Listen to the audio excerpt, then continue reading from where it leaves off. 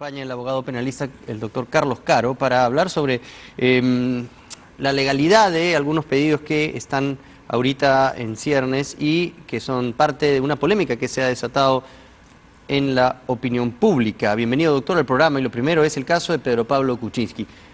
Para usted corresponde lo que ha pedido el fiscal del equipo especial, José Domingo Pérez, que se eleve el rigor de esta medida cautelar en contra del presidente Pedro Pablo Kuczynski, que era lo que originalmente habían pedido, pero por un tema humanitario, por un tema de salud, cedió el equipo especial finalmente en segunda instancia, y el fiscal Rafael Vela, coordinador del equipo especial, en segunda instancia dijo, bueno, ok, aceptamos que vaya con prisión preventiva, pero de acuerdo a estas prohibiciones, en el marco de estas reglas que impone el juzgado. Reglas que, según José Domingo Pérez, no se han cumplido porque el presidente Pedro Pablo Kuczynski estaba impedido de hacer proselitismo político, estaba impedido de reunirse con testigos de cualquiera, así lo considera el fiscal José Domingo Pérez, de cualquiera de los procesos dentro del equipo especial Lava Jato. ¿Usted qué opina?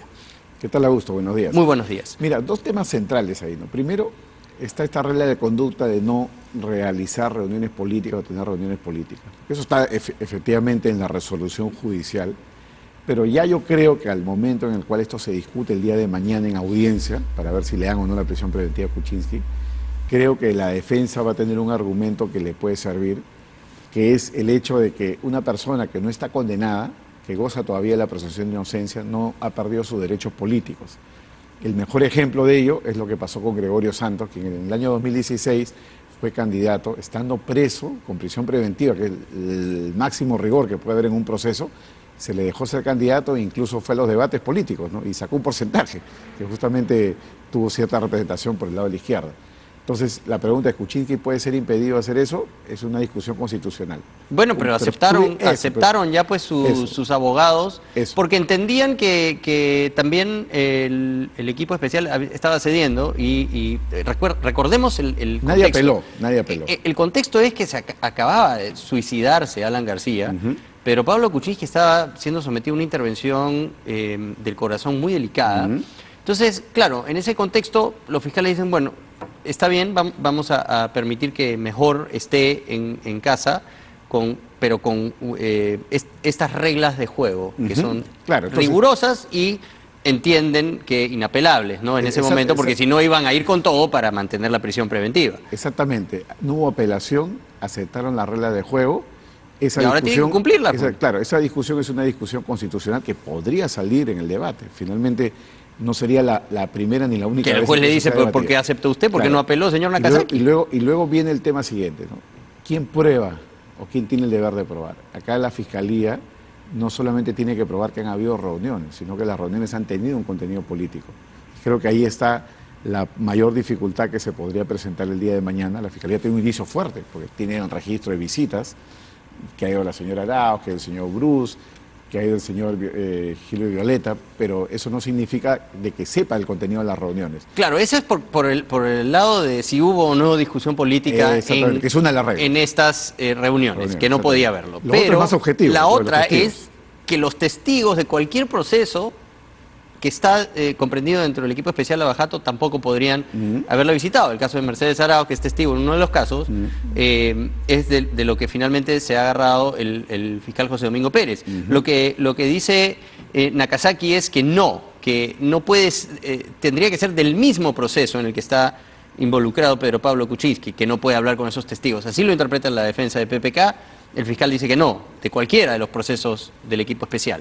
¿Cómo lo interpreta usted? Lo que dice la resolución es cualquiera de los procesos del equipo especial. Lo que pasa, Augusto, es que para que sea ejecutable esa resolución tienen que haber cuestiones prácticas. Si yo soy el procesado, yo puedo saber eventualmente quiénes son los testigos de mi proceso, pero ¿cómo puedo yo saber cuáles son los testigos de los demás procesos? No hay colaboradores eficaces, hay testigos protegidos, hay casos en los cuales yo ni siquiera tengo intervención porque no soy el abogado, no estoy imputado, no tengo cómo saber. O sea, para usted ha debido haber una precisión de parte de la Fiscalía diciéndole, usted no se puede reunir con estas personas. Una lista de 50 personas. Ya. O de repente poner la regla más simple, usted solo se puede reunir con familiares, y ya está. O sea, digamos, pero sus familiares, o sea, no, está sin familia, porque la esposa no puede venir al Perú. Cerramos el universo, ¿no? Porque de lo contrario... Pero no lo visitaría nadie, ¿no? Pero hay que tener en cuenta... Puede visitarlo el peluquero, claro, por ejemplo, vemos claro, es una de las personas, no es su familiar, podría haber ingresado. ¿no? Pero hay que tener en cuenta de que estamos hablando de un arresto domiciliario, que es casi como una prisión preventiva, pero rebajada, ¿no? Por razones, digamos, de edad, que en este caso Kuczynski tenía más de 65, por el tema de la enfermedad. Entonces, el juez puede jugar con todos los rigores que quiera y ser muy restrictivo. Pero si claro, porque en realidad es exactamente eso. Esta era una prisión preventiva, claro, como una que fue rebajada por una cuestión de salud. Entonces el juez puede poner todas las reglas que quiera. O sea, el pedido original, según el Ministerio Público, era de prisión preventiva. Exactamente. Entonces ahí hay un tema de precisión, ¿no? Si la fiscalía, el juez no le han dicho cuál es la lista de testigos, uno tampoco tiene un cartel en el pecho que diga yo soy testigo del caso del equipo especial. Entonces puede haber ahí un problema de incumplir la regla de conducta sin dolo. Y ahí viene lo de la fiscalía. La fiscalía tiene que probar de que se ha reunido con un testigo, en este caso como la señora Arauz, y que se ha reunido además para eventualmente perturbar la acción de la justicia, pues ese es el sentido de la regla. Reunirte con un testigo... Claro, de que no haya obstrucción al proceso. No reunirte por reunirte, sino reunirte con una finalidad, digamos, procesal. Entonces, al final, creo que se va a producir el debate, se va a dar el debate, la Fiscalía tiene un argumento, tiene sus indicios, y yo creo que al final el juez podría no darle la prisión preventiva, pero ya queda Kuczynski bien advertido, nadie ya se va a reunir con él a partir de lo que ha sucedido y seguramente va a precisar mejor las reglas de conducta que se le puede imponer, ¿no? Bueno, ya la vicepresidenta dijo que no va a ir para no complicarle la vida, ¿no? Precisamente. Ya ha dicho que son visitas humanitarias, así lo califica. Claro, es más, el abogado de Pedro Pablo Kuczynski, que es César Nakazaki, conoce muy bien el ámbito penal, ha dicho que el procedimiento de la Fiscalía, en este caso, incautar, ¿no?, la lista y a partir de ahí hacer el pedido al juzgado, es algo irregular. ¿Ese proceso usted considera es correcto o debió a través del juez pedir esa información para hacer la corroboración el Ministerio Público? No, en lo más mínimo, porque estamos hablando de una medida cautelar y conforme a la legislación, quien controla el cumplimiento de la medida cautelar es el juez, porque el juez puede decidir... Por eso... Entonces el Ministerio Público le dice, señor juez, quiero ver que no estén quebrando las reglas, hágame llegar el acta. Controlar en el sentido de cambiarla, mejorarla. Ah, ya, ok. Ya, pero quien tiene la potestad de fiscalizar es el fiscal. Ah, ya. Porque él es el interesado número uno, así que el fiscal tiene toda la potestad de ir a la policía. O sea, a su parecer, doctor Caro, no es correcto lo que aduce César Nakazaki en este caso, de que el proceso es irregular. Desde mi punto de vista, no. La fiscalía tiene la potestad de poder averiguar, indagar si se ha cumplido o no la regla de conducta y de acuerdo a hacer sus peticiones. Porque por esa razón, por haber admitido de esta forma, ¿no?, este pedido de prisión preventiva, va a recusar al juez Nakazaki. Desde mi punto de vista, eso no sería regular, porque el juez en este caso no ha realizado ninguna conducta, digamos, orientada a la parcialización. Entonces acá lo que tenemos es un fiscal que ha conseguido información, ha hecho una petición y el juez es el que tiene que decidir, y la ha hecho dentro de sus potestades. ¿Y qué tanto pesa en esta audiencia el estado de salud de la persona?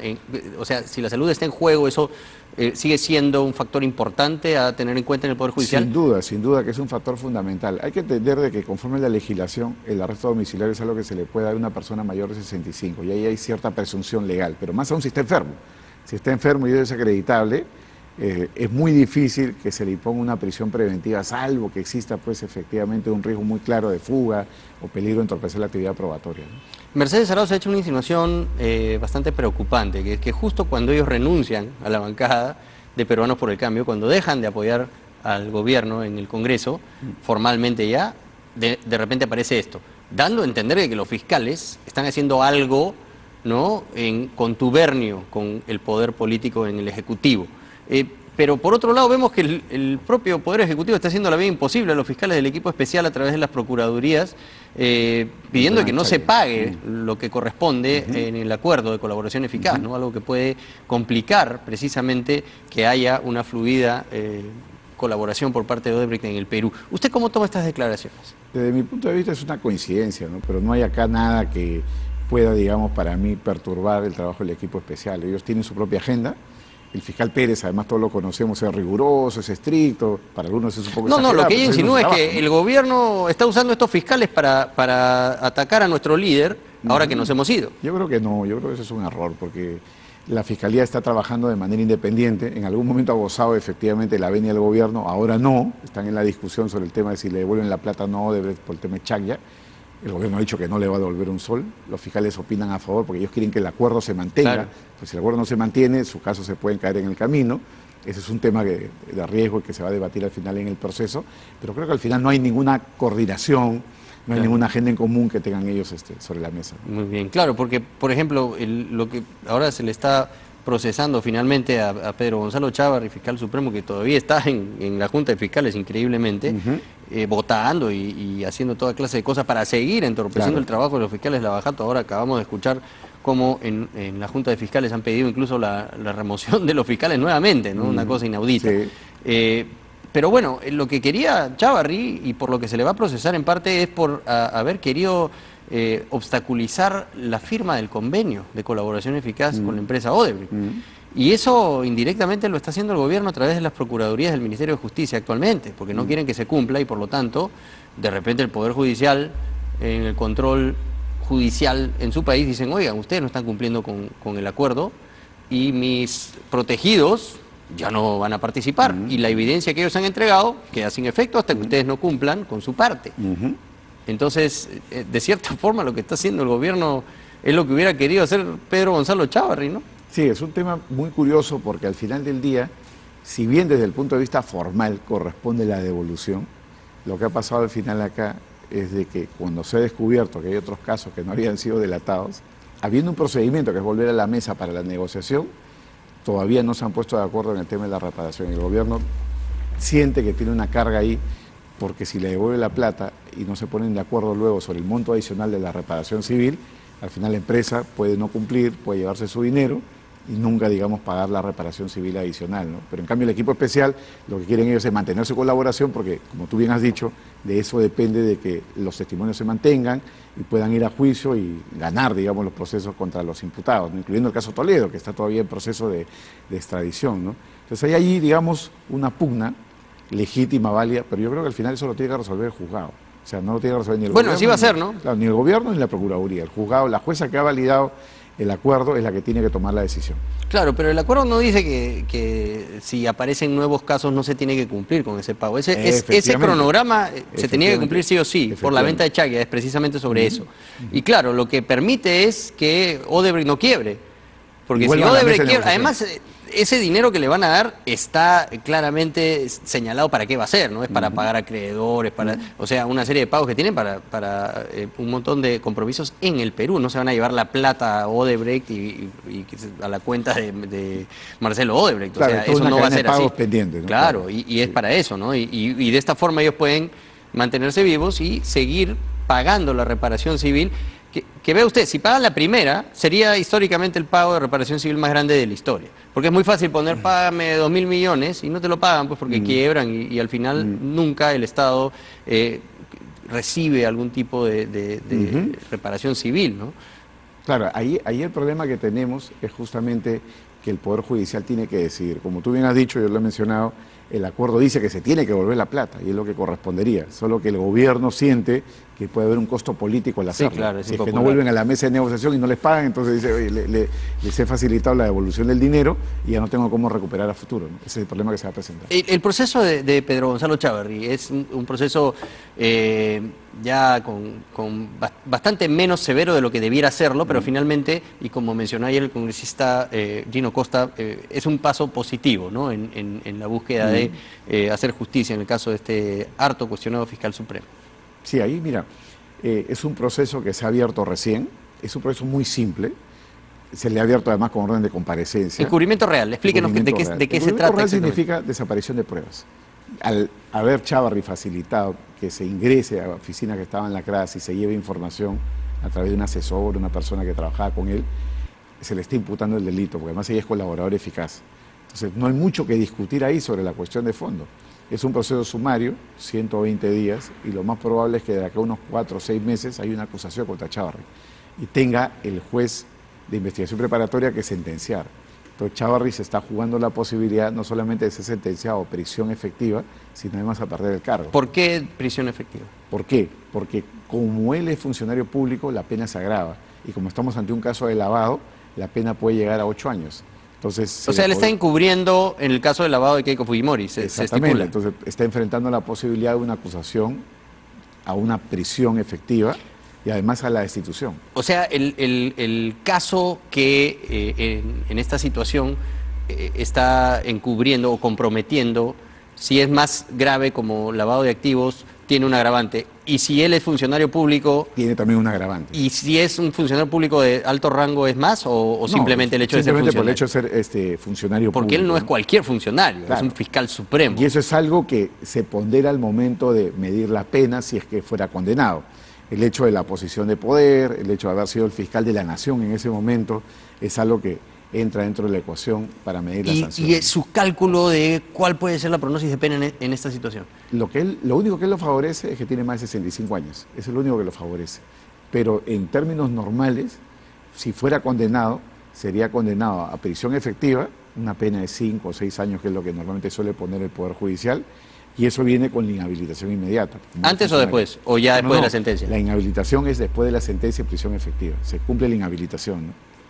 Pero mientras tanto él sigue haciendo gestiones porque la otra parte es haber removido a los fiscales, ¿no?, del equipo especial para también cumplir con este fin, ¿no? Explíquenos, por favor, cómo funciona esta parte de la acusación. Claro, desde mi punto de vista, el día de ayer en el debate, la Fiscalía debió haber pedido la suspensión en el cargo como medida cautelar, como una de las reglas de conducta que no siga en el cargo, porque si justamente le estamos imputando obstrucción a la justicia, encubrimiento real, por haber atentado contra las reglas, digamos, del proceso, lo que tú no puedes hacer es mantener a una persona en el cargo como fiscal supremo, con una posición de poder. No, y además lo están haciendo, ahorita lo acaban de hacer con Tomás Aladino Gálvez, que ha pedido que se vayan, y ha salido a declarar abiertamente, ¿no? Con su voto están pidiendo esto. Y la ley procesal permite que cuando tú tienes a un imputado en un proceso, puedas pedir como regla de conducta que deje de ejercer el cargo. No hay una norma expresa para ello,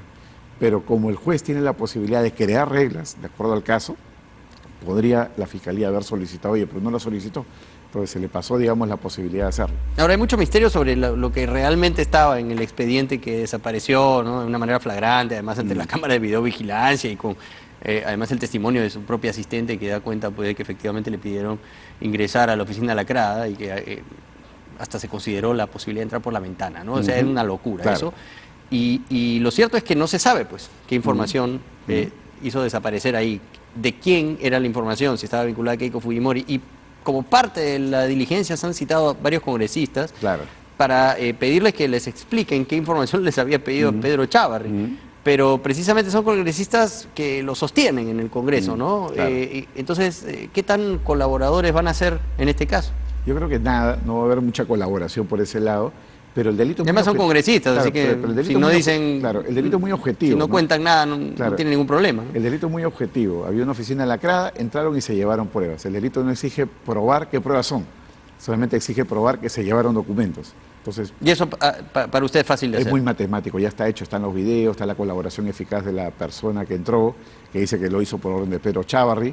Chávarri no ha negado esa posibilidad, simplemente ha dicho que no sabía, pero al final creo que las posibilidades de una acusación es elevada y la posibilidad de una condena también es elevada en ese contexto, ¿no? Entonces, más allá de que todos creamos que lo han blindado, le han quitado el delito de asociación para delinquir, el delito de X, Y, Z, al final va a enfrentar un proceso. O sea, lo más probable es que vaya a la cárcel. Lo más probable es que, por lo menos sea condenado, no sé si a prisión, pero puede ser que por el tema de la edad no le pongan una prisión efectiva, puede ser, pero eso está como posibilidad dentro del proceso.